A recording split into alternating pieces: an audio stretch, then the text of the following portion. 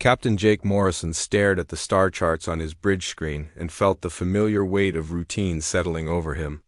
The USS Endeavour drifted through empty space in the Outer Rim territories, conducting another survey mission that would probably find nothing more interesting than rocks and gas clouds.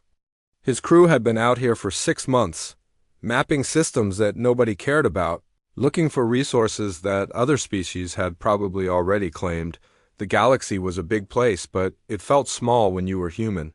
43 years had passed since Earth joined the Galactic Federation, and humanity still felt like the new kids trying to fit in with the older, smarter students. The Zelkari had mastered space travel before humans learned to make fire. The Therian Empire controlled trade routes that stretched across half the galaxy. Even the smaller species seemed to have some special talent that made them valuable. Humans were useful, Morrison knew that much. They could fix things, fight when needed, and work harder than most species. But they were not special. They did not have the Zelkari mind powers or the Therian battle fleets. They just had determination and a willingness to do jobs that other species found boring. Lieutenant Commander Lisa Parker looked up from her station near the communications array.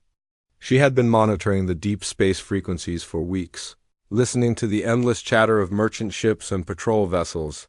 Most of it was routine traffic reports and cargo manifests, but today something different caught her attention. "Captain, I'm picking up a distress signal," she said, adjusting her headset. "It's very faint, but it's definitely there." Morrison turned his chair toward her station. Distress signals in the Outer Rim were rare. Most ships that came out here were either very prepared or very desperate.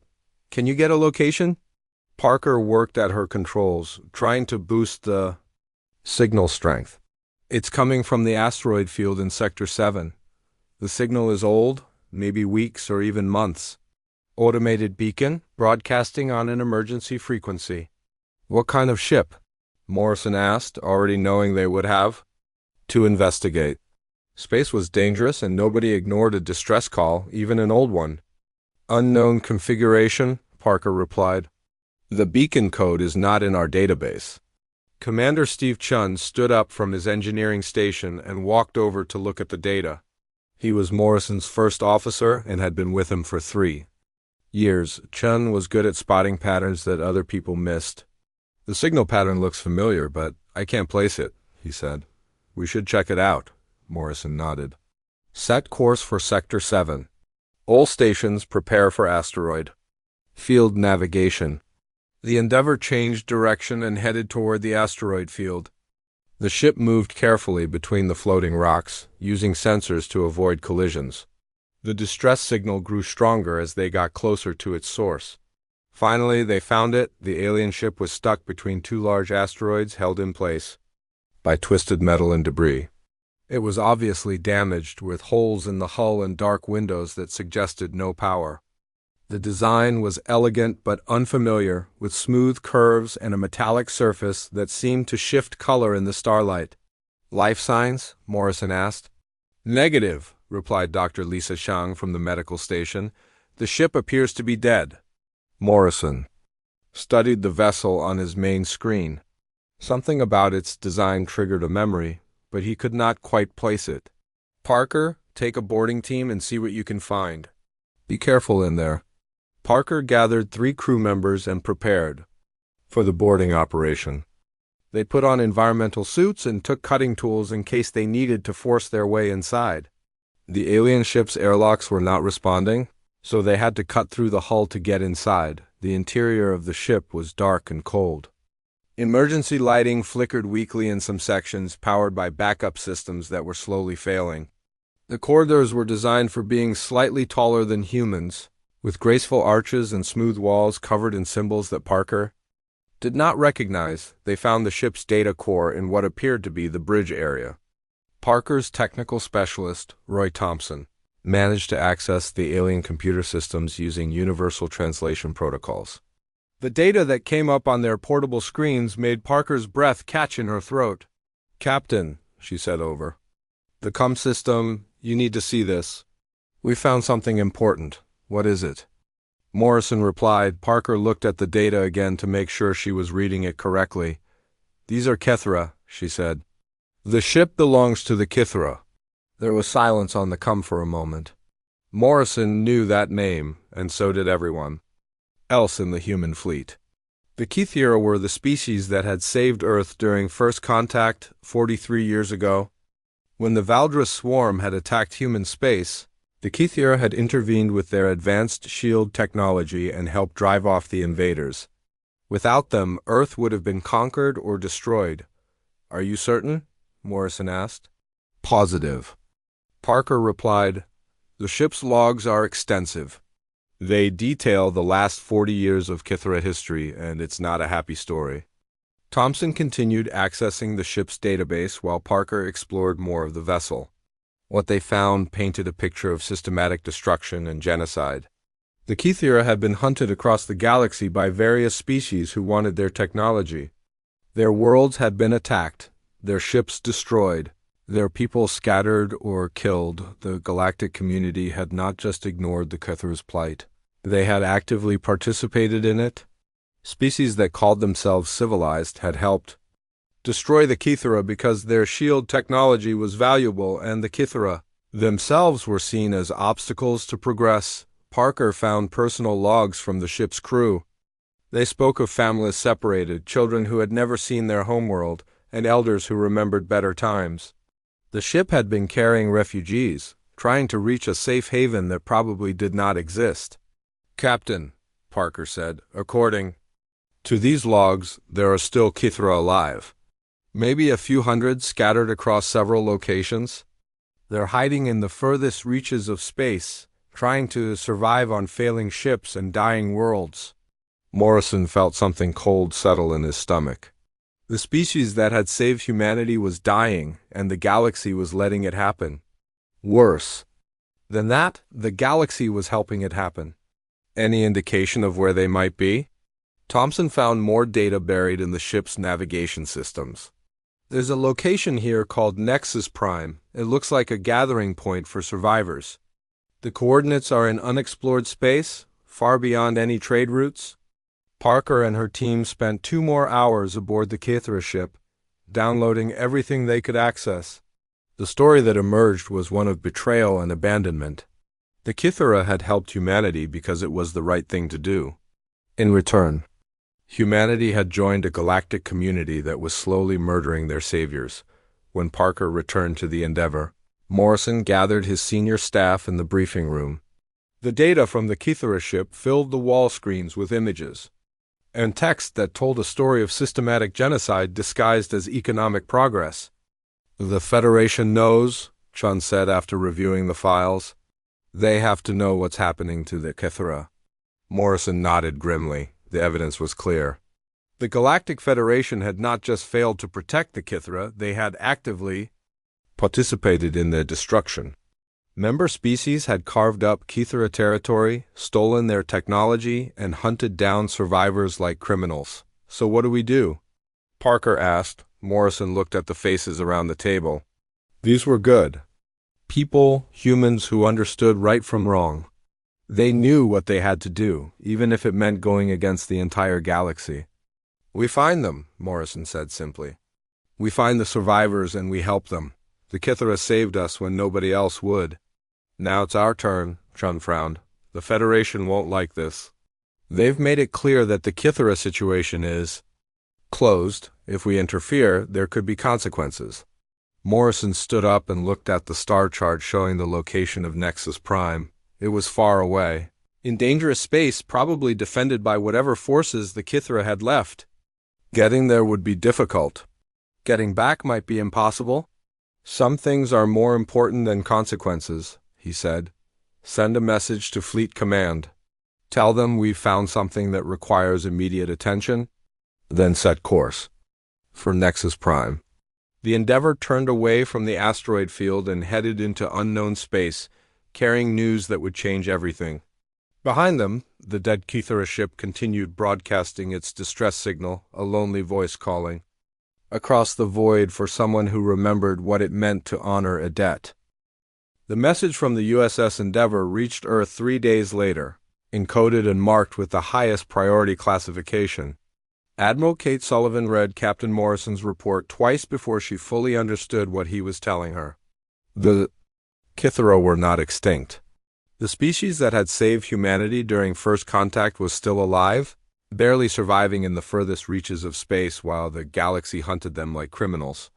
Sullivan had been a young lieutenant during the Valdris invasion 43 years ago.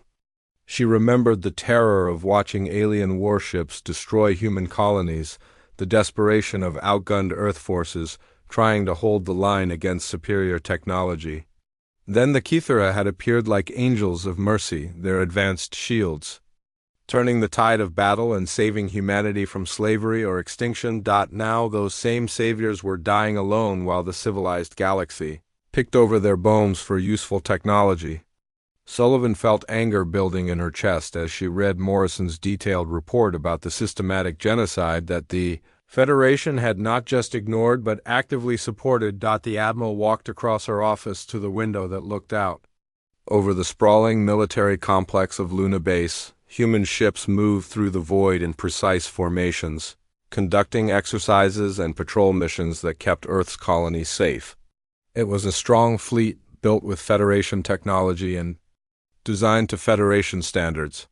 But it had been human courage and Kithera sacrifice that made any of it possible. Dr. Alex Rodriguez arrived at Sullivan's office within an hour of her call. The xenobiologist was in his 70s now, but his mind was still sharp. He had been one of the first humans to study Kithera technology after the war, working alongside Kithera scientists who had stayed behind to help humanity develop better defenses. "I knew this day would come," Rodriguez said as he settled into a chair across from Sullivan's desk. The Kithera were too trusting, too willing to share their knowledge. Other species saw them as a resource to be exploited rather than people to be respected. Sullivan activated her secure display and showed Rodriguez the data that Morrison had recovered. The old scientist's face grew darker as he read through the reports of Kithera worlds being attacked, refugee ships being hunted down, and survivors being forced into hiding. "Where is Nexus Prime?" Sullivan asked. Rodriguez called up a star chart on his personal device and highlighted a region of space far beyond the Federation's borders. "It's in the outer dark, maybe 2 months' travel from here. The Kithera chose it because nobody else wants it. No resources, no strategic value, just empty space and dead worlds. How many survivors?" According to this data, maybe 800, Rodriguez said sadly. "There were millions of them before the persecution started. They were not a warrior species, Admiral. They were scholars and artists and engineers who believed that knowledge should be shared freely. That idealism made them easy targets." Sullivan studied the star charts and began calculating fleet movements in her head. Getting to Nexus Prime would require a significant force, both to protect the rescue ships and to defend against whatever hostile forces they might encounter. The Valdris swarm still operated in that region of space, and they had long memories about their defeat at Kithera hands. "What about the Federation?" Sullivan asked. "What will they do if we launch a rescue mission?" Rodriguez laughed bitterly. "They will do what they always do when someone threatens their profits. They will demand that we stay out of it, threaten economic sanctions, and send their fleets to stop us if necessary." Before Sullivan could respond, her communication system activated with an urgent message from the Federation Council. The transmission was addressed to all human military leaders and carried the seal of the Therian Empire, the Federation's most powerful member species. Admiral Valkesh's scaled face filled the screen, his reptilian features cold and threatening. "Human military commanders, be advised that any unauthorized activities in restricted sectors will be considered violations of Federation law. All human vessels are ordered to maintain their current patrol areas and avoid interference with ongoing Federation operations." The message continued with specific warnings about the consequences of unauthorized rescue missions and the importance of maintaining galactic stability. It was clearly a response to Morrison's mission, which meant the Federation was monitoring human communications more closely than anyone had realized. Sullivan turned off the display and looked at Rodriguez. "They're watching us." Of course they are, the scientist replied. The Kithira represent a threat to their narrative. If people remember what really happened, they might start asking uncomfortable questions about other species that have disappeared over the years. President Maria Santos arrived at Luna Base 6 hours later, traveling on her personal transport, with a small security detail. The president was a former military officer herself, someone who understood both the political realities of galactic membership and the moral obligations that came with power. Santos listened to Sullivan's briefing without interruption, her face growing more serious as the admiral explained the situation.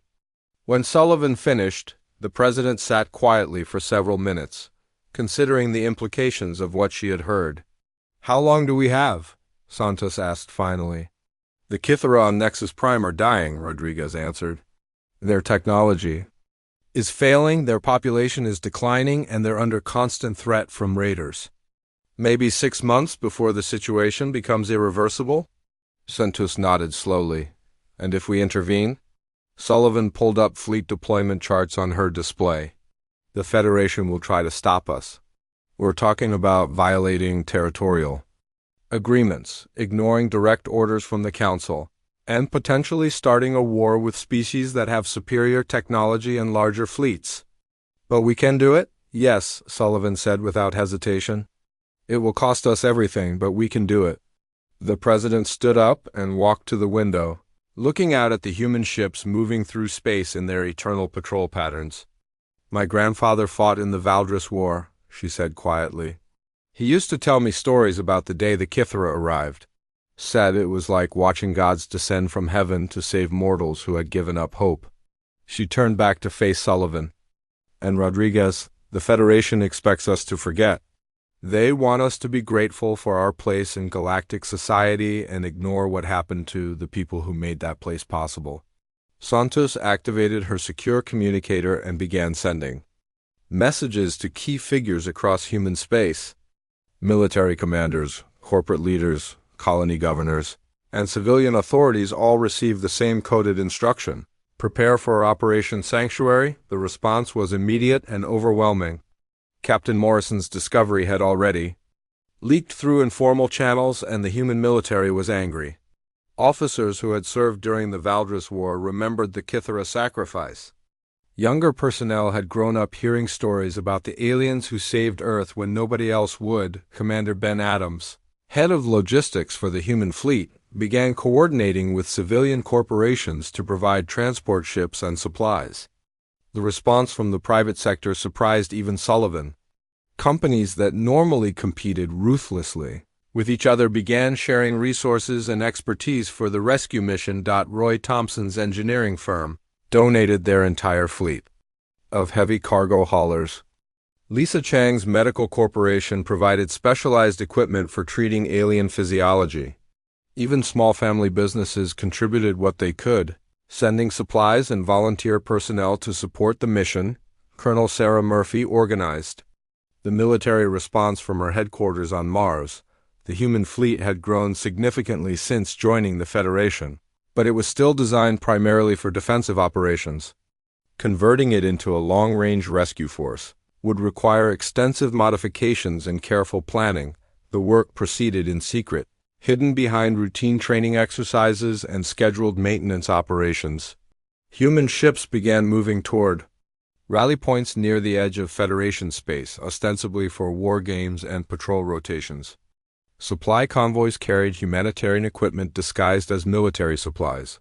Meanwhile, Captain Morrison continued his journey toward Nexus Prime, sending regular reports about what he found in the deep space regions. The area was more dangerous than expected, with Valdris raiders operating throughout the sector and automated defense systems left behind by extinct civilizations. Morrison's crew also discovered evidence of other refugee groups hiding in the darkness between stars.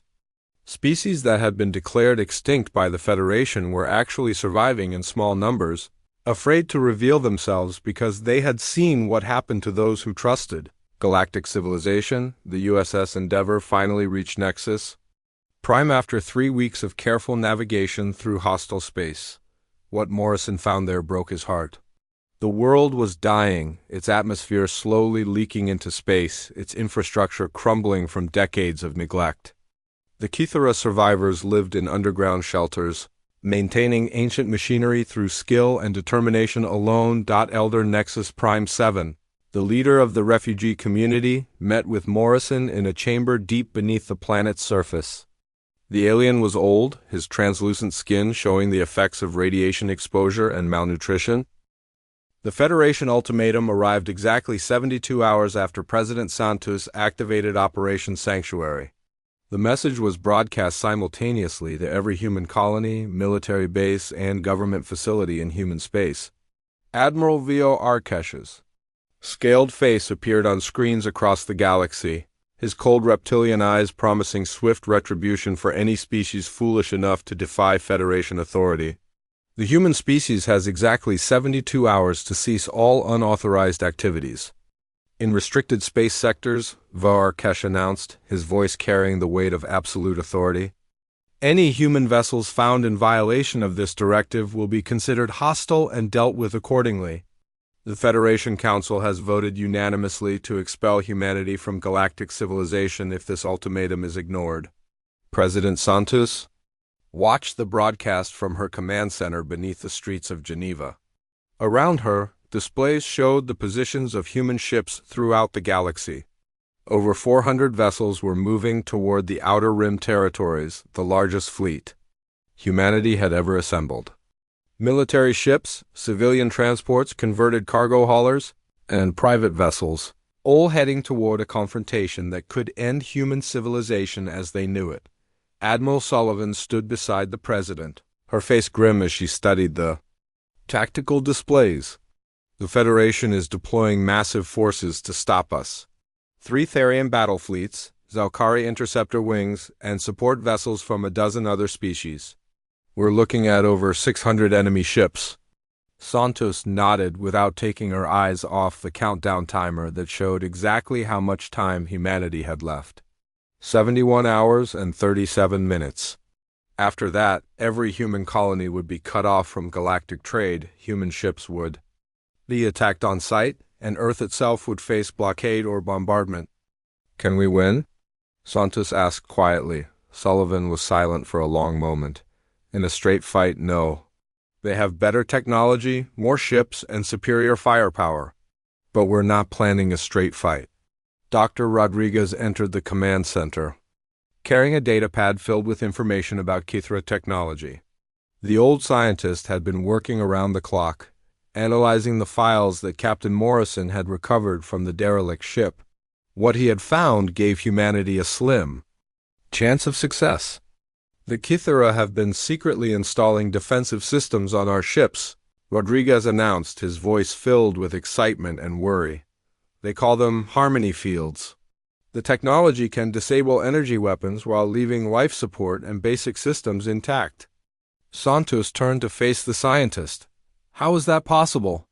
The fields create a resonance pattern that disrupts the energy matrices used in most galactic weapons, Rodriguez explained. Kinetic weapons like missiles and mass drivers still work, but beam weapons and plasma cannons become useless. Sullivan studied the technical specifications that Rodriguez had provided. This could change everything. If Federation ships can't use their energy weapons, we might actually have a chance. The Admiral activated her communication system and began sending coded messages to human fleet commanders throughout the galaxy. The Harmony Field technology would be activated simultaneously across all human vessels when the battle began. Until then, it had to remain secret. Captain Morrison was already at Nexus Prime, coordinating the evacuation of Kythera refugees while preparing his small fleet for the coming battle. The USS Endeavour and 6 other ships were responsible for protecting the refugee transports during their escape from the dying world. The conditions on Nexus Prime were worse than Morrison had expected. The planet's atmosphere was barely breathable, its surface scarred by decades of bombardment from raiders and scavengers.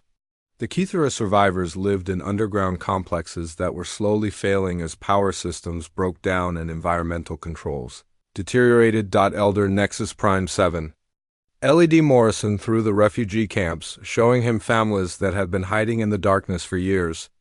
Children who had never seen sunlight played with toys made from salvaged metal. Artists created beautiful sculptures from the debris of their destroyed civilization. Scholars worked to preserve knowledge that the galaxy had tried to erase. "We have been preparing for this day," the elder told Morrison as they walked through a chamber filled with ancient computers. "We knew that eventually someone would come, either to rescue us or to finish what others had started." Morrison watched Kithara technicians working on human ship systems, installing the Harmony field generators with practiced efficiency. "You've been planning this for years." "Hope is all we had left," the elder replied. "Hope that someone would remember what we did for them. Hope that someone would care enough to risk everything for strangers." The first wave of human transport ships arrived at Nexus Prime 6 hours before the Federation deadline expired. Captain Dan Roberts commanded the civilian vessel Hope's Dawn, a converted cargo hauler that had been modified to carry refugees. His ship was one of dozens that had volunteered for the most dangerous part of the mission. Roberts watched his crew work alongside Kithara engineers to prepare specialized life support systems for the alien passengers. The two species had different atmospheric requirements, and keeping everyone alive during the long journey to human space would be a constant challenge. "How many can we take?" Roberts asked his chief engineer. "Maybe 200 per ship if we pack them in tight," came the reply. "It won't be comfortable, but they'll survive." Roberts nodded and began calculating numbers in his head. 800 Kithara refugees divided among 40 transport ships. It would be cramped and dangerous, but it was possible. If they could get past the Federation fleets that were undoubtedly moving to intercept them, the evacuation began immediately, with human crew members helping elderly Kithara board the transport ships while technicians continued installing Harmony field systems. Children who had spent their entire lives underground saw the inside of a starship for the first time, their large eyes wide with wonder and fear. Elder Nexus Prime 7 made the difficult decision to stay behind with the final group of refugees. As the spiritual leader of his people, he felt responsible for ensuring that everyone else escaped safely before he left the world that had been their sanctuary for so many years. "I will see that everyone gets aboard the ships," he told Morrison. "My life is not more valuable than any other." Morrison wanted to argue, but he understood the alien's reasoning. The elder was doing what any good leader would do, putting his people's safety above his own. It was the same decision that Morrison would have made in his position. The Federation fleets arrived at the edge of the Nexus Prime system just as the last transport ships were being loaded. Admiral V'Arkesh commanded the largest Therian battle group from his flagship Vengeance, a massive dreadnought that could destroy planets if necessary. Around him, hundreds of alien warships took up attack positions. V'Arkesh sent a final ultimatum to the human fleet: surrender immediately and submit to Federation justice, or be destroyed where you stand. You have 5 minutes to respond. Admiral Sullivan's reply came from the human command ship Liberty, broadcast on all frequencies so that every ship in both fleets could hear it. Admiral V'Arkesh, humanity formally rejects your demands. We are conducting a humanitarian rescue operation to prevent genocide. If you attack us, you attack innocent civilians. Choose your actions carefully, because the galaxy will remember what happens here today. The first shots came from Zalkari, interceptors that targeted the transport ships trying to escape from Nexus Prime's atmosphere. Captain Roberts found his ship Hope's Dawn surrounded by alien fighters that were demanding his surrender. His cargo hold was filled with Kithara families, including children who were experiencing their first journey into space. "This is Captain Roberts of the Hope's Dawn," he broadcast to the Zalkari ships. "I am carrying refugee civilians fleeing from persecution. Stand down and allow safe passage." The Zalkari commander's response was a missile lock on Roberts' ship. "Surrender your cargo and prepare to be boarded. You are in violation of Federation law."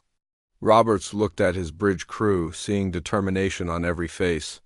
These were volunteers who had known the risks when they signed up for the mission. They had families back on Earth, lives they were putting in danger to save strangers from a dying world. All ships. This is Hope's Dawn, Roberts announced on the human frequency. We are not surrendering our passengers. If they want to stop, they'll have to shoot down refugee transports. The battle began when the Zalkari fighters opened fire on the Hope's Dawn. Roberts' ship shuddered under the impact of alien weapons, but the harmony fields that the Kithara had installed absorbed most of the energy. The transport's defensive systems, designed for asteroid deflection rather than combat, managed to hold off the attackers long enough for military escorts to arrive. Captain Amy Foster brought her destroyer Defiance alongside the Hope's Dawn, using her ship's superior firepower to drive off the Zalkari fighters. Foster had been one of the officers who volunteered for the most dangerous assignments. Knowing that protecting the transports was more important than her own survival. Stay close to us, Foster told Roberts over the communication system. We'll get you out of here. The Federation deadline expired at exactly 1347 hours Galactic Standard Time, marked by the largest military confrontation in recorded galactic history.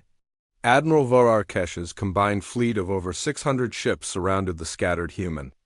Evacuation forces across 4 star systems, demanding immediate surrender and the return of all Kithara refugees to Federation custody. Admiral Sullivan stood on the bridge of her flagship, the USS Liberty, watching tactical displays that showed human ships outnumbered 3-1 in every engagement zone. The evacuation fleet was spread thin, protecting refugee convoys while fighting running battles against superior forces. Every human commander knew they were probably going to die, but not one of them considered surrender. Admiral Vorarkesh's demanding a response to his ultimatum, reported Lieutenant Commander Lisa Parker from the communications station. Sullivan studied the positions of Federation ships on her display screen. Massive Therian dreadnoughts formed the backbone of the enemy fleet, supported by Zalkari cruisers and squadrons of fighters from a dozen different species. It was an overwhelming show of force designed to crush human resistance quickly and decisively. Open a channel to all ships, human and Federation, Sullivan ordered, her voice carried across space to every vessel within range. Broadcast on frequencies that would reach commanders on both sides of the battle lines. This is Admiral Kate Sullivan of the Human Defense Fleet. We are conducting a humanitarian rescue operation to prevent the genocide of innocent civilians. Any interference with this mission will be considered an act of war against the human species. Sullivan paused, letting her words sink in before delivering the message that would define humanity's place in the galaxy. We strongly advise all Federation vessels to maintain safe distances and allow the evacuation to proceed. We have no desire for conflict, but we will defend the refugees under our protection with our lives if necessary. Admiral Vorarkesh's response came immediately, his scaled face twisted with rage on the communication screen. Admiral Sullivan, you are in violation of direct Federation orders and galactic law. Surrender immediately or face the consequences of your rebellion. The only thing we're rebelling against is the idea that genocide is acceptable, Sullivan replied calmly. Stand down, Admiral. Don't make us do something we'll all regret. The first shots of what would become known as the Humanity War came from Zalkari interceptors attacking the transport convoy carrying refugees from the Altair system. Captain Dan Roberts found his ship Hope's Dawn targeted by over 50 alien fighters, demanding that he surrender his passengers for processing and relocation. Roberts looked at the refugee families crowded into his cargo holds, Kithara adults, comforting children who were experiencing their first taste of space travel. These people had already lost everything once. He would not let it happen again. Zalkari Squadron Leader, this is Captain Roberts, he broadcast on the emergency frequency. I am carrying civilian refugees including children and elderly individuals. If you attack this ship, you are committing war crimes against non-combatants. The Zalkari commander's reply was cold and mechanical. Surrender your cargo or be destroyed. You have 30 seconds to comply. Roberts turned to his crew, seeing the same determination on their faces that he felt in his heart. Battle stations. Protect the passengers at all costs. The Hope's Dawn was a converted cargo hauler with minimal defensive capabilities, but the Kithra had installed their Harmony field generators throughout the ship's systems. When the Zalkari fighters opened fire, their energy weapons simply stopped working. Plasma cannons went dark, beam arrays powered down, and missile guidance systems failed. The alien pilots found themselves flying expensive metal shells while Robert's ship responded with kinetic projectiles and emergency flares that confused their targeting systems. Within minutes, the attacking squadron was either destroyed or retreating in confusion. "All human vessels, this is Hope's Dawn," Roberts announced triumphantly. "The Harmony fields are working. Their energy weapons are useless against us." The news spread through the human fleet like wildfire. In every engagement zone, Federation ships discovered that their primary weapons had mysteriously stopped functioning. Therian dreadnoughts found their massive plasma cannons dark and silent. Zalkari cruisers watched their beam arrays power down. Without explanation, Admiral Vo Arkesh stared at his tactical displays in disbelief as reports flooded in from his fleet commanders. "Impossible," he growled. "Run full diagnostics on all weapon systems?" His chief engineer's report only deepened the mystery. "All systems check out normal, Admiral. The weapons should be working, but they're not. It's like something is actively preventing them from firing." Meanwhile, human ships continued fighting with kinetic weapons that the Harmony fields did not affect. Missiles, railgun projectiles, and even old-fashioned chemical explosives worked perfectly. The technological advantage that the Federation had relied on for centuries was suddenly meaningless. Captain Morrison coordinated the defense of the main refugee convoy from his position aboard the USS Endeavour. The ship had been modified with Kithra technology during the evacuation, giving it capabilities that Morrison was still learning to understand. "Captain, we're detecting massive energy buildups from the Federation fleet," reported Commander Steve Chun from the tactical station. "They're trying to overload their weapon systems to break through the interference." Morrison watched Federation ships on his display screen, seeing the desperate attempts to restore their firepower. Some vessels were diverting all available power to their weapons, causing their shields and life support systems to fluctuate dangerously. "They're going to hurt themselves worse than they hurt us," Morrison observed.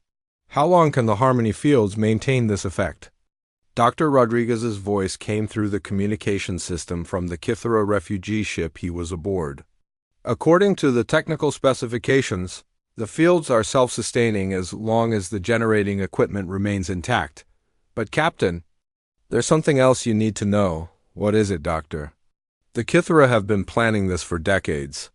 Every piece of technology they shared with humanity, every system they helped us develop, it all contains hidden Harmony field components. The effect is spreading to Federation ships that use any technology derived from Kithra designs." Morrison felt a chill run down his spine as he realized the implications.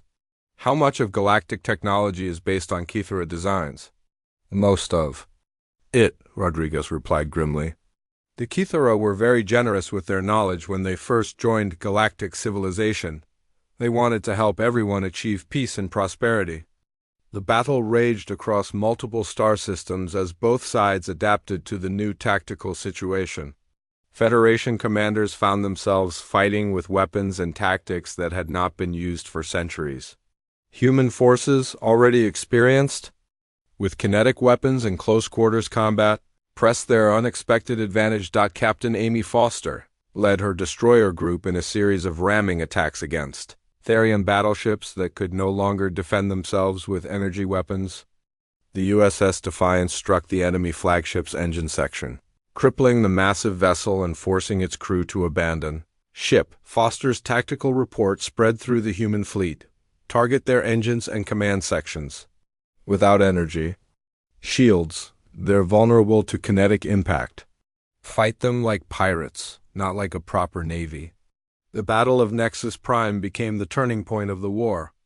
Admiral Sullivan arrived with the main human battle fleet just as Captain Morrison was leading the final evacuation ships away from the dying planet. The refugee transports were loaded with Kithra survivors and something far more valuable. "Admiral, the Kithra archives are aboard the convoy ships," Morrison reported. complete technological and cultural records from dozens of extinct civilizations. The Federation has been trying to get access to this information for years.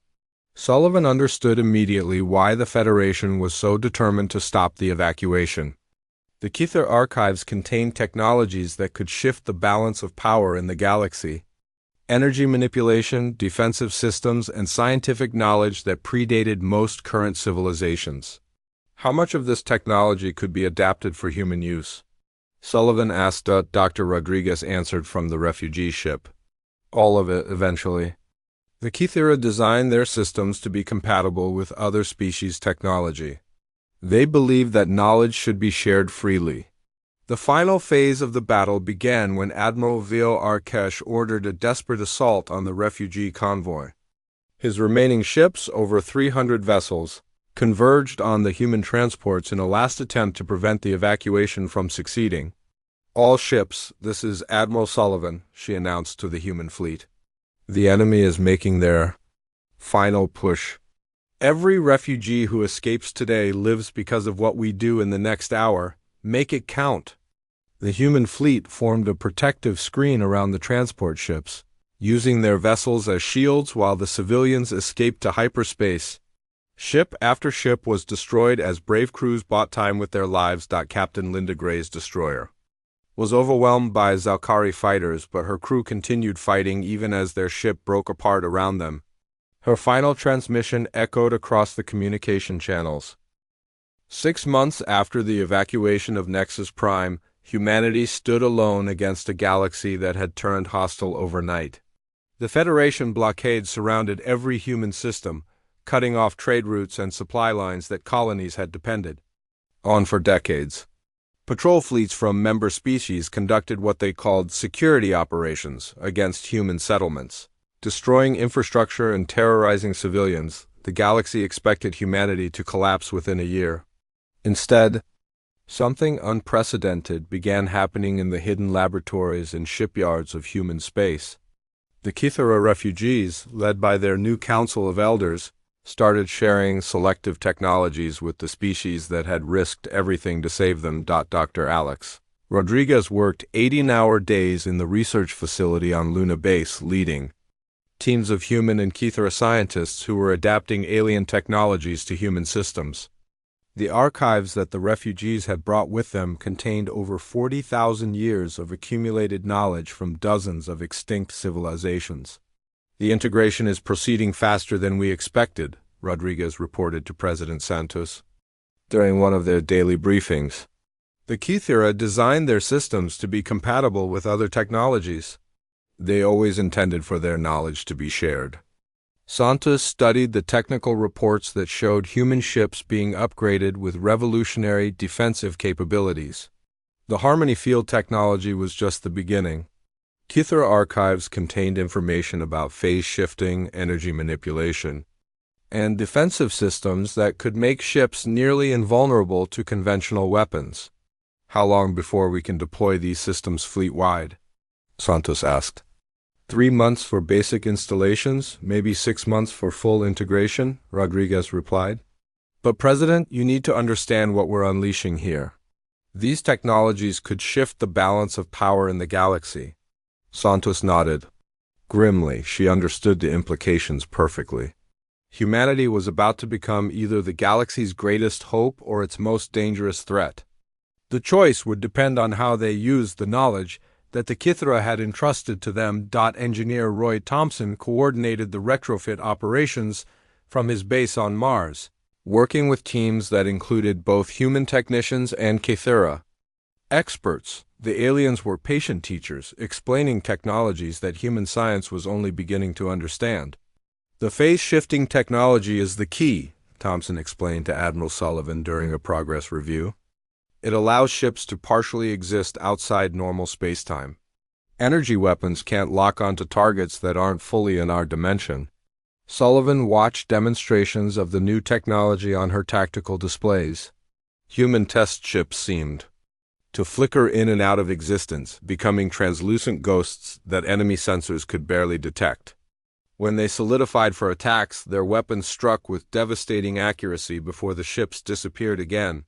What about our own weapons? Sullivan asked. Can we fire while phase shifted? Kinetic weapons work perfectly, Thompson replied. The phase technology only affects energy-based systems. We can shoot, but they can't shoot back. The first field test came when Captain Morrison led a convoy of upgraded ships through the Zelkari blockade around Alpha Centauri. The cargo vessel New Frontier, carrying supplies for the besieged colony, was escorted by 3 destroyers equipped with experimental Kythera technology.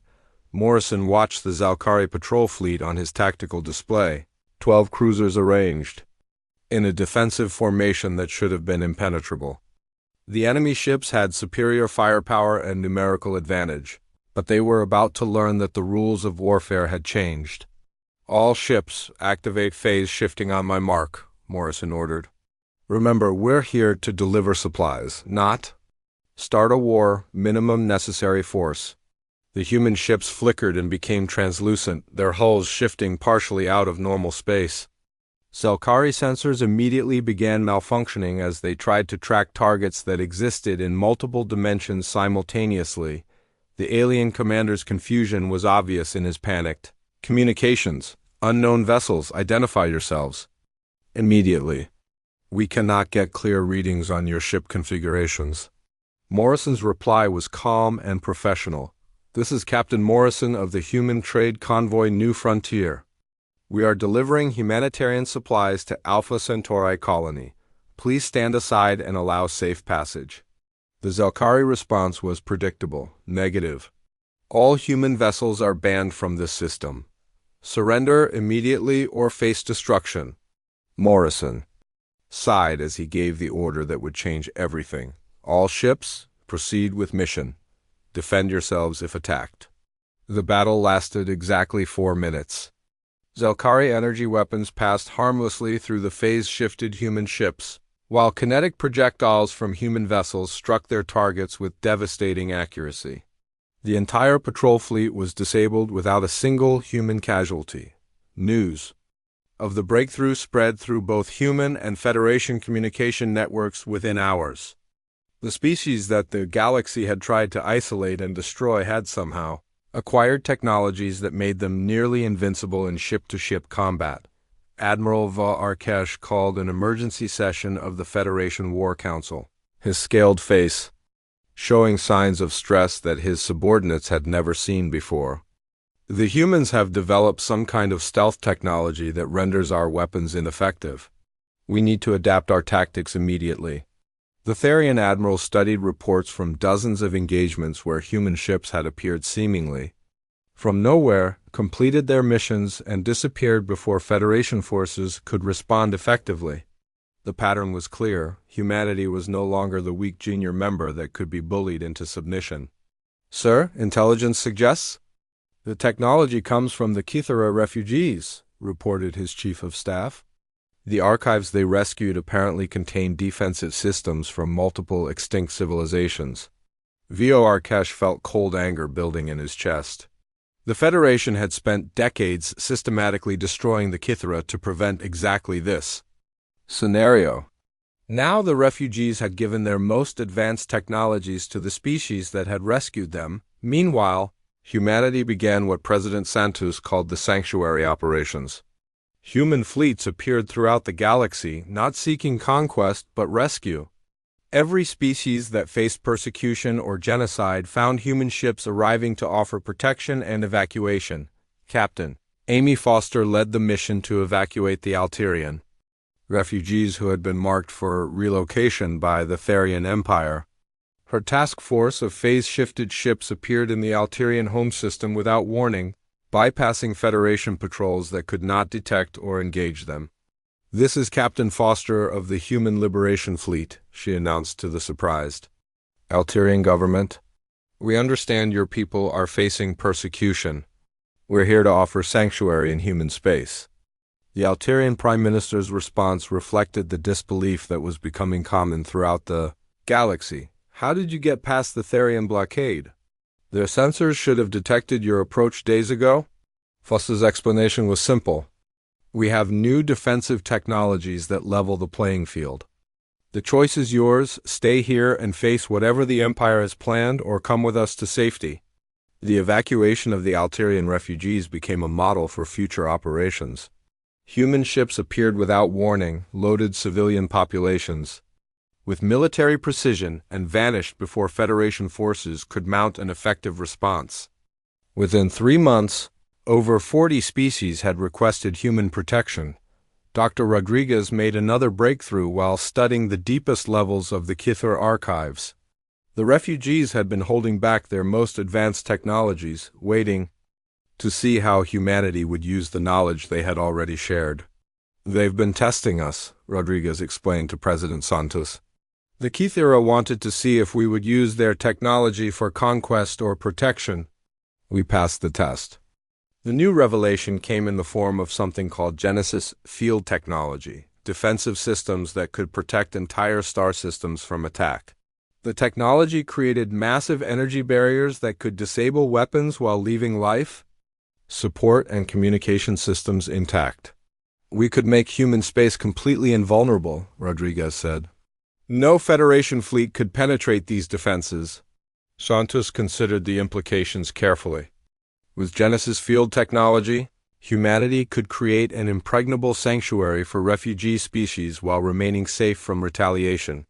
But it would also make them a target for every major power in the galaxy. "How many species could we protect?" Santos asked. "All of them," Rodriguez replied simply. "Every oppressed population, every refugee group, every species facing extinction. We could end genocide in this galaxy forever." The decision to deploy Genesis fields around human systems marked the beginning of what historians would later call the Great Transformation. Humanity evolved from a minor galactic power to the guardian of the oppressed.